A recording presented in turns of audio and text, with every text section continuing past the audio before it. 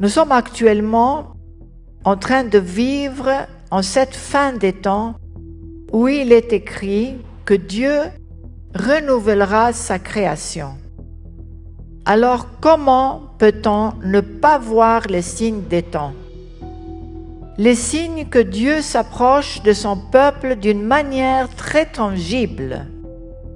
Dieu descend depuis le ciel jusqu'à notre proximité pour se révéler par des visions, par des locutions et dans des songes pour nous parler et pour nous reformer. Tout cela est écrit avec grande clarté dans l'Apocalypse 21, où il dit ceci: Dieu lui-même vivra parmi son peuple, et il fera sa demeure parmi eux. Ils seront son peuple, et il sera leur Dieu. Son nom est Dieu avec eux. Et car voici que je refais la création tout entière à neuf. Donc il ne faut pas s'étonner. C'est ces temps-là que Dieu est presque tangible.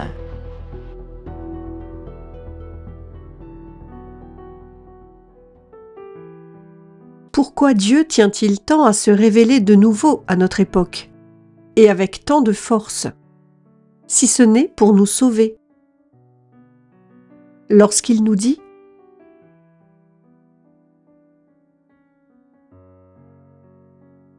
Aujourd'hui, je regarde la terre, et je voudrais ne jamais l'avoir fait.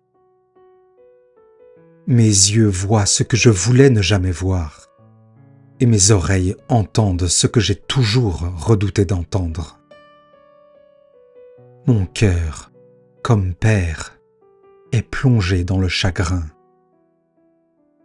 J'ai façonné l'homme à la ressemblance de mon image, mais ils se sont dégradés, et aujourd'hui, tant d'entre eux ont pris l'aspect de la bête. Mon cœur souffre, mon enfant, car je vois jusqu'aux extrémités de la terre, et ce que je vois n'est pas conforme au désir de mon cœur. Ton Père gouverne tout, mais pas votre liberté, et l'homme a perverti sa liberté.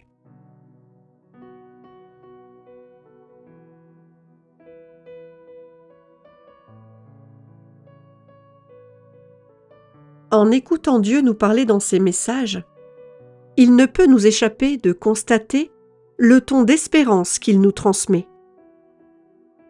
Certes, il nous réprimande souvent, car il est Père, et comme tout père réprimande ses enfants lorsqu'ils agissent mal, ainsi notre Père céleste le fait également.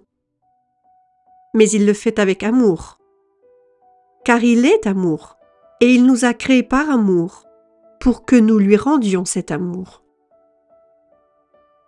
À cause de cela, Dieu, notre Créateur, doit intervenir une fois encore à notre époque. Les messages de la vraie vie en Dieu, reçus par Vasula Hayden depuis 1985, ont profondément touché des millions d'âmes dans le monde entier. Des personnes provenant de toute culture ont donné leur témoignage de miracles, guérisons, et ce qu'il y a de plus important, un réel changement de vie dont ils ont pu faire l'expérience. Ces messages ont reçu les sceaux d'approbation de l'Église catholique, appelés Nihil Obstat et Imprimatur.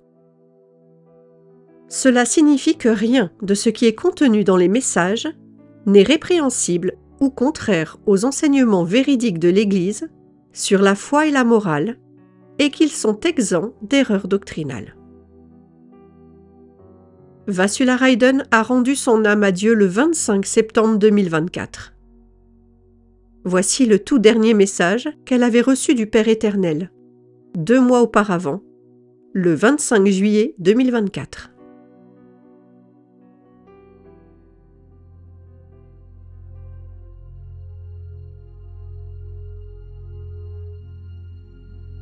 Ma Vasula, soyez heureux, heureux que moi, Yahvé, je sois à vos côtés pour vous instruire. Soyez heureux de l'amour que j'ai pour vous et des merveilles que j'ai faites. J'ai fait un cantique nouveau pour vous tous. J'ai fait descendre le ciel vers vous tous. Et toi qui te caches encore dans un coin sombre, en te lamentant qu'il n'y a personne pour se lier d'amitié avec toi, ou se soucier de toi, ne laisse pas mourir ton esprit. Moi, je ne suis pas un étranger qui passe à côté de toi, car je dois te rappeler que tu es ma bien-aimée et que je me soucie de toi. Mon cantique est pour toi, chère âme. Alors ne dis jamais « Dieu ne fera jamais attention à moi ». J'ai toujours été avec toi, à tes côtés. Viens t'arrêter un moment et n'aie pas peur. Je suis à tes côtés. Viens poser tes pieds sur mon chemin et n'aie pas peur de moi. Fais-moi confiance et sois béni. Heureux l'homme qui prête attention aux cris des malheureux et qui s'occupe des pauvres et des démunis. Vasula, je t'ai montré ma faveur en te prenant dans mes cours célestes, pour que tu grandisses comme un olivier. J'ai ouvert ton esprit pour qu'il entende mes instructions et apprenne de la sagesse. Aujourd'hui, je viens t'insuffler un peu de joie, et en renouvelant ta joie, je maintiendrai ton esprit disposé à continuer à me servir. Je sais combien ton esprit, pendant tout ce temps, a médité sur moi, me demandant de rester à l'abri sous l'ombre de mes ailes. Et il en est ainsi. Je t'ai abrité sous mes ailes. Je t'ai plongé en moi à l'endroit le plus profond de mon cœur. Écoute-moi. Rappelle à tous que moi, Yahvé, je suis connu pour entendre toujours ceux qui sont dans le besoin et qui me cherchent avec ferveur. Rappelle-leur que je chante un nouveau cantique pour eux, un cantique qui montre mon amour et ma miséricorde, qui montre ma fidélité. Dans le passé, lorsque Moïse et Aaron m'invoquèrent, je leur répondis dans une colonne de nuée, leur répondant de cette manière. Aujourd'hui, je fais entendre ma voix par l'intermédiaire des porte-paroles de mon choix. Avant que les montagnes ne soient créées, et avant que la terre avec ses habitants et le monde ne naissent, j'avais déjà envisagé mon thème d'amour pour votre époque. Oui, la vraie vie en Dieu, ce thème royal. Alors pourquoi, créature, doutes-tu encore? Toi qui doutes, n'as-tu jamais entendu parler des grandes actions que j'ai accomplies dans le passé? Je te rends grâce pour m'avoir entendu. Je te rends grâce pour m'avoir élevé.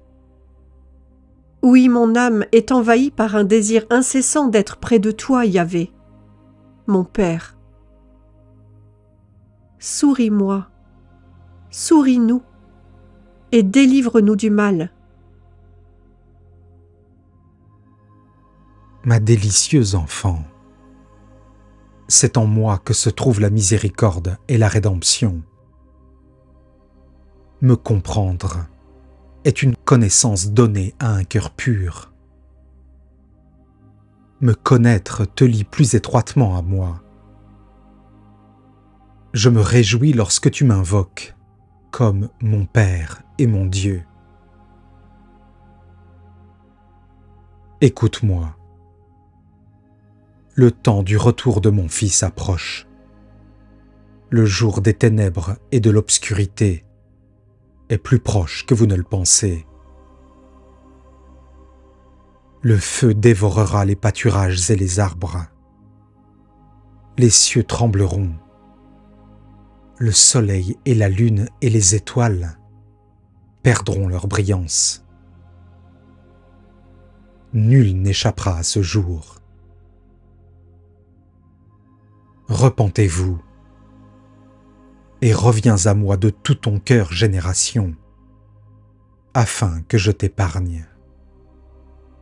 Tourne-toi vers moi, et moi, qui suis riche en bonté, je t'épargnerai. Je t'épargnerai si tu te repens. Écoute-moi. Laisse passer 1 an ou 2, et toutes les visions que tu as vues, ma fille, se dévoileront. Les visions qui étaient comme un livre scellé et incompréhensible se dévoileront. Oui, dans peu de temps, moins que tu ne le penses. Beaucoup de ceux qui ont ignoré ma main miséricordieuse tenteront de fuir, mais je les poursuivrai, non pour les punir, mais par pitié. Je leur ferai grâce. Bientôt je montrerai ma fureur aux nations qui se sont tournées contre moi, et mon rayonnement ressemblera à un feu dévorant. Mon souffle à une pluie de grêlons embrasés, dévorant tout sur son passage.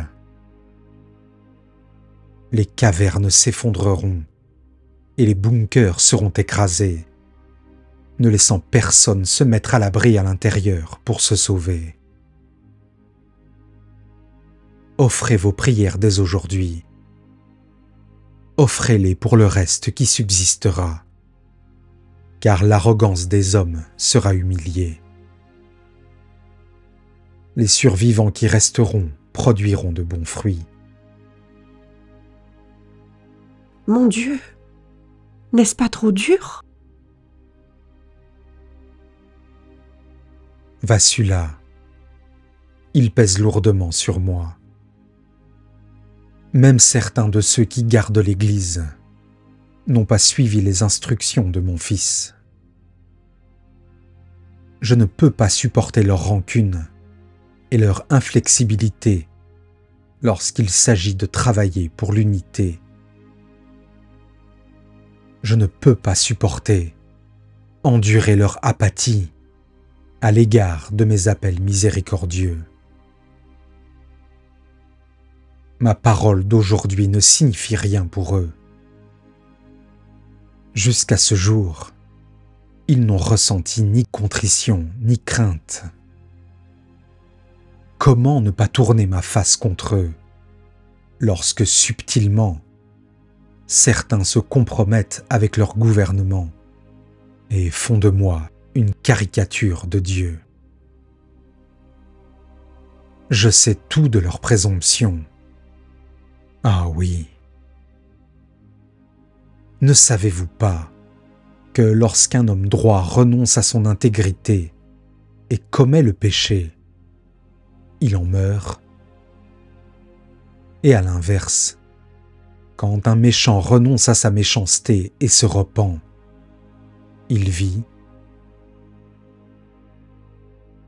Aujourd'hui, cette génération appelle la justice sur sa tête à cause de ses pratiques immondes.